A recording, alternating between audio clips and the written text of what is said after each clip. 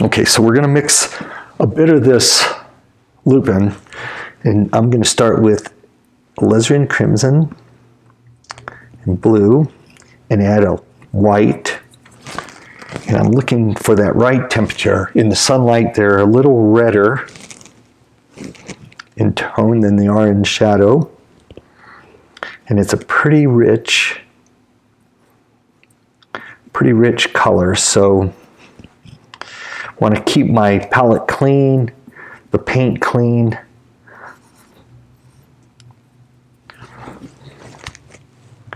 And I probably can go a little lighter with that mixture still.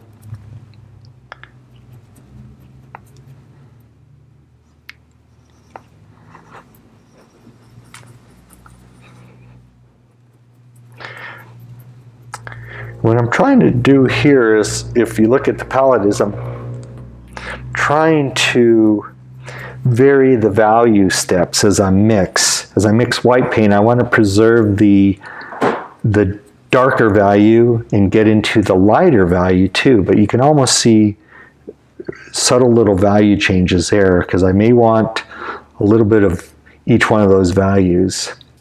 So when you lighten a value, just do it at the edge of the puddle of paint, and that way you can preserve that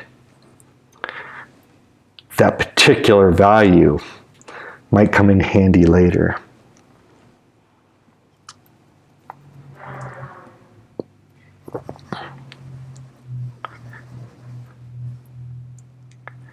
Okay, let's give this a shot now.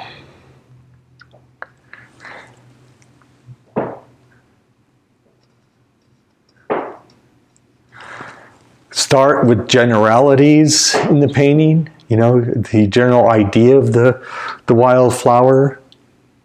It's important to keep the mixture of the paint very pure with these wildflowers, as they are, you know, flowers tend to have one of the purest type of color in nature. So you want to make sure the paint's very clean and the application is direct.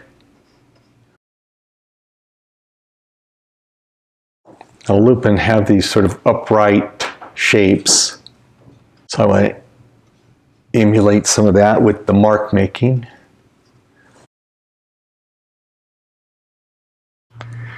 Mix a little lighter value right here. This is fun to be able to overlap the light shape into that dark value. Let your paintbrush sort of drag into it.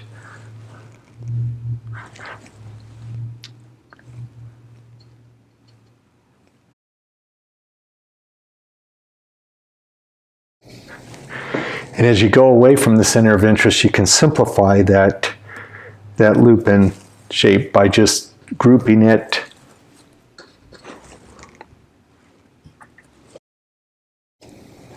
Okay, now I'm going to get into the shadow side of this Lupin, which has a cooler violet color. So I'm mixing a bit of cobalt blue into this initial mixture.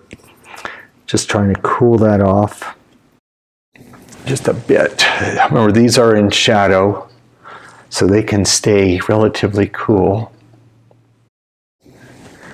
Just trying to vary the sizes of these Lupins. They are not too similar in size. So think big and little, medium.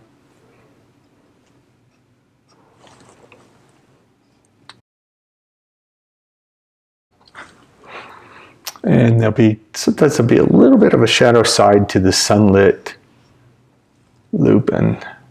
So I'm going to add a little cool note here and there to suggest that. Okay, now I need to step back. So as I'm looking at what I want to do with that area, I'm going to address some of the foreground vegetation and get a little more description in that. Okay, so with the mark making, I'm just trying to suggest the way the vegetation feels with the brush marks.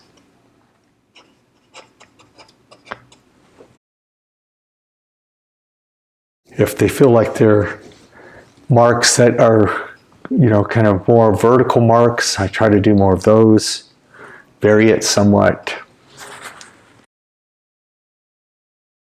So at this stage, I like to call this kind of turning these sort of abstracted, simple shapes into more organic shapes where they start to feel, like they have a certain texture. Without overdoing it, hopefully.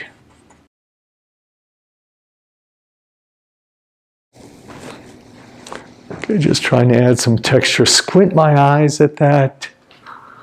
Look at what I'm doing with the shapes, colors. Can I always, with the idea, if I've overdone something, can I simplify it? I found that to be a really effective way of getting back to that basic shape, is just to say, instead of what can I add to it, what can I take away? How can I simplify it down? Grouping shapes will help to do that.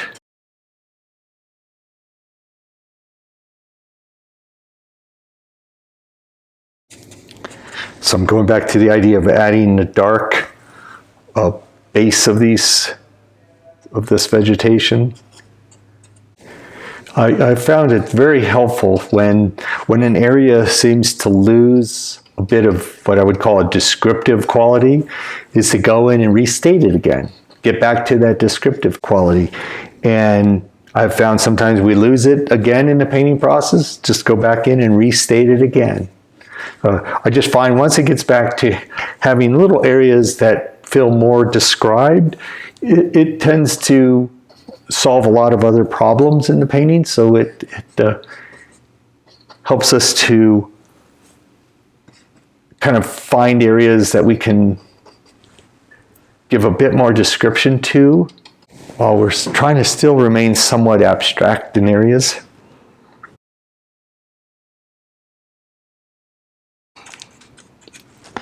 I'm going to add a little bit more of that blue. Nope.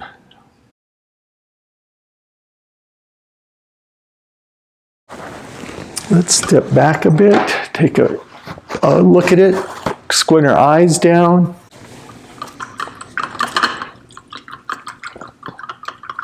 What I'm looking for at this point is how can I describe something but yet simplify it?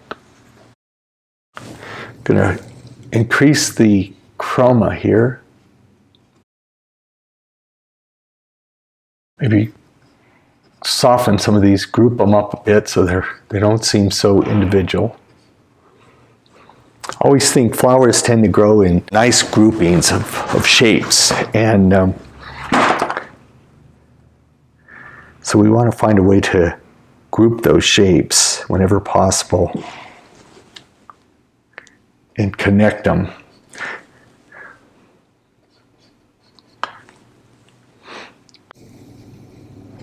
Squinting my eyes as I'm trying to paint this because I want to see groups of sort of the general color.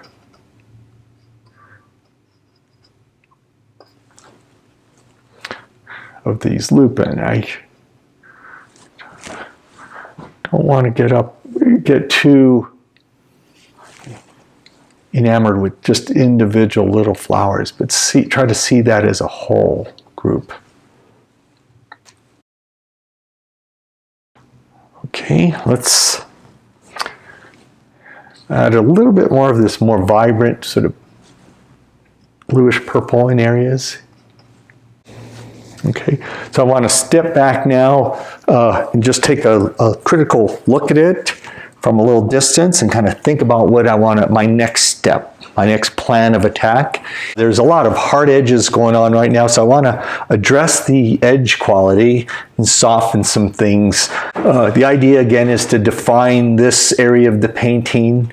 So a couple tools I have is I can soften other areas and have this in focus, and that's probably a route I'll go.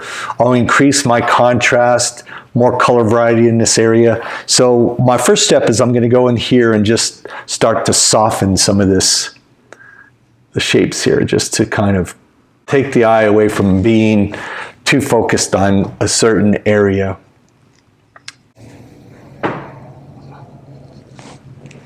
Okay, that helped a little bit to get that to sit back a little better. So I'm going to keep going back and forth with that idea, the idea of softening and defining.